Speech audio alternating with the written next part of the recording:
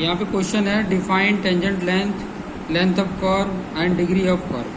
Tangent length का tangent distance भी बोलते हैं, ठीक है, इसको tangent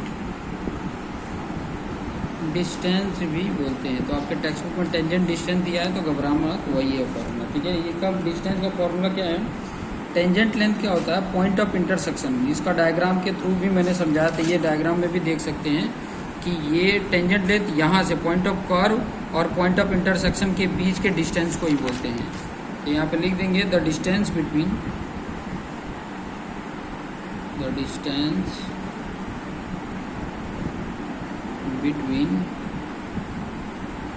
point of curve and point of intersection, ठीक है। ये है आपका टेंजेंट लेंथ, ठीक है। अब टेंजेंट लेंथ का इसके साथ साथ ना आप फॉर्मूले भी लिख लो और इसको कैपिटल टी से इंडिकेट करते हैं। तो कैपिटल टी इक्वल टू क्या होता है, R sine delta divide by 2, जिसमें डेल्टा है deflection angle.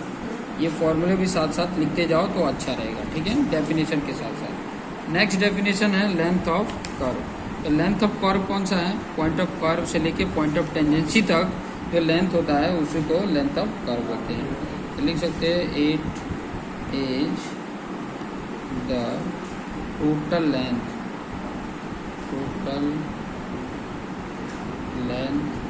Of curve from point of curve two point of tangency, ये लिख सकते हैं, ठीक है।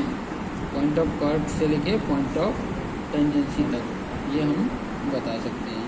और लेंथ ऑफ कर्व के लिए जो फॉर्मूला है, दो फॉर्मूले हैं, इसको स्मॉल एल से इंडिकेट करते हैं। आप ये फॉर्मूले भी लिख सकते हो, pi divide by 180।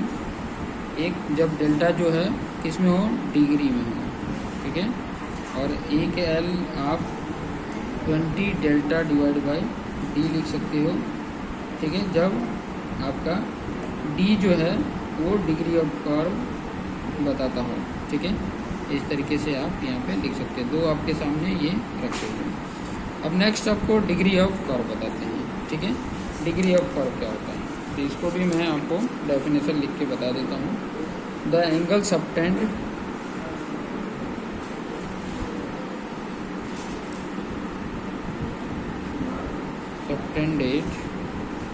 at the center of curve by an arc of 20 meter length is called degree of curve। इसी को डिग्री ऑफ कर्व बोलते हैं। 20 मीटर लेंथ ऑफ आर्क के बेस पे, जो सेंटर पे, जैसे मैं ये इसी की अगर मैं बात करूं कि मान लो 20 मीटर लेंथ लिए और उसको सेंटर पे सबटेंड कर रहे हैं, जितना एंगल बन रहा है उसी को डिग्री ऑफ कर्व बोलते हैं। ये आर्क बन रहा है, मान लो कि 20 मीटर लेंथ लिए और उससे सेंटर पे सबटेंड जो हो रहे हैं वो एंगल जो बताएगा वो डिग्री ऑफ कर्व बताएगा, तो ये चीज़ें ध्यान रखना, ठीक है। ये सिस्टम जो यूज होता है ना वो अमेरिका, कनाडा और इंडिया में यूज होता है। इतना पॉइंट लिख दोगे तो आपका काम हो जाएगा, तो इतना आप लिख सकते हैं। धन्यवाद।